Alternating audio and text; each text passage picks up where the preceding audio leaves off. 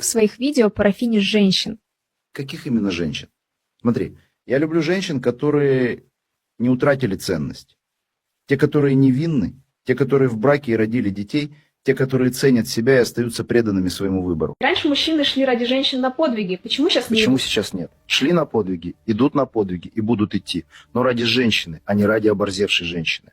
Поэтому вопросы больше к тем женщинам, ради которых мужчины не идут на подвиги. Вопрос. Вот кто вам будет рожать, если вы не хотите брать ответственность за женщину? Зачем в современном мире брать ответственность за здоровую женщину, когда нужен ребенок? Вы же дома не держите куриц, чтобы кушать яйца. Есть суррогатное материнство, и это финансово грамотное решение для мужчин. Раньше мужчины шли ради женщин на подвиги. Почему сейчас нет? Пойми, мужчины любят и обожают настоящих женщин, которые послушны, покорны, честны и порядочны. А если и невинны, то можно и нужно брать ответственность за такую. Но в мире женщин, где она в юности за здрасте была на расхват, А теперь требует парня от миллиона. Ведь рынок так не работает. Это уцененка же.